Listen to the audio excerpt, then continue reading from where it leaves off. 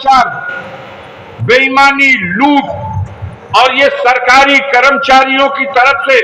जनता के साथ जो लगातार अन्याय, उससे एक दहशत का, एक भय का वातावरण छाया हुआ था। हमने चुनावों के अंदर इस लोकसभा चुनाव के दौरान छोटी छोटी 485 सभाएं की हैं। नुक्कड़ सभाओं के नाम पर छोटी छोटी इन सभाओं में हमने देखा है, पहली बार ऐसा था कि सामने बैठे हुए श्रोता अगल बगल देखा करते थे कि मैं अगर ताली बजा रहा हूं तो मेरी फोटो तो नहीं खींची जा रही है। इतना आतंक, इतना डर, इतना भय कभी ऐसा नहीं हुआ था इस देश में। राजनीतिक पार्टियों के नेता, राजनीतिक पार्टियों के कार्यकर्ता अपने अपने पार्टी के लिए प्रचार करते थे, अपनी नीतियों का प्रचार करते थे, अपने नेता के कार्यक्रमों का प्रचार करते थे, लेकिन कभी ऐसा देखा नहीं गया था कि सरकारी अधिकारी और कर्मचारी गांव में जाकर के जो उन्होंने सरकारी समूह बना रखे हैं, जो गांव का प्रधान है, क्षेत्र पंचायत, जिला पंचायत का सदस्य है, राशन का दुकानदार है, विद्यालय चलाने वाला कोई प्रबंधक या प्रिंसिपल है, इन सारे लोगों को धमकाने का काम किया जाता था और मजबूर किया जाता था कि आज प्रधानमंत्री की सभा है, आज मुख्यमंत्री की सभा है, आज भारतीय जनता पार्टी सरकारी पार्टी का फला नेता आ रहा है, अपने अपने गांव से गाड़ियों में भर करके आदमी को लाओ और उनकी सभा को सफल बनाओ। ऐसा इससे पहले कभी नजारा नहीं देखा गया था। जनता डरी हुई थी, भयभीत थी और सत्ता में बैठे हुए लोग इतना बड़ा गुनाह कर रहे थे। चुनाव आयोग अपने आंख पे पट्टी बांध करके और कान में रुई ठोस करके कोई शिकायत कीजिए, कोई सुनवाई नहीं थी। बड़े पैमाने पर पैसा बांटा गया, दारू बांटा गया,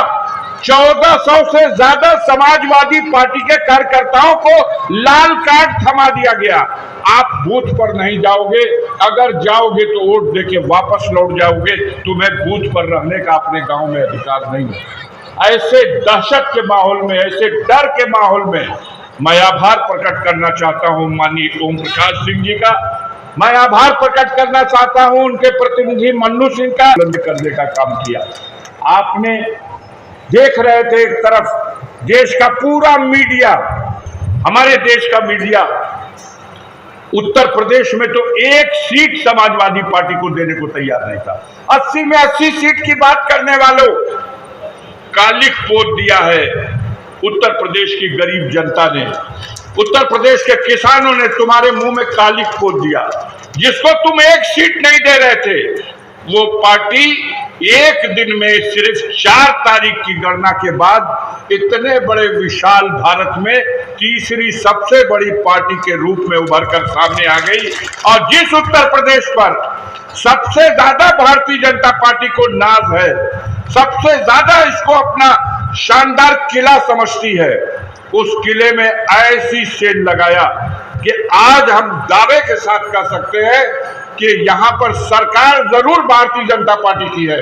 विधानसभा में गिनती में विधायक जरूर उनके पास ज्यादा हैं, लेकिन लोकसभा के चुनाव में इसी उत्तर प्रदेश की धरती पर उस सत्ताधारी दल को मात्र 33 सीटें और समाजवादी पार्टी के परचम के नीचे 37 सीट, उनसे 4 सीट अधिक आई, जो इस बात का सबूत है कि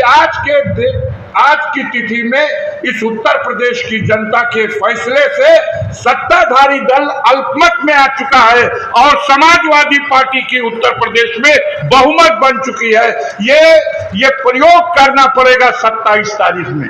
आज का जो फैसला है, इसी फैसले का प्रयोग, आधा समय बीत गया उत्तर प्रदेश की सरकार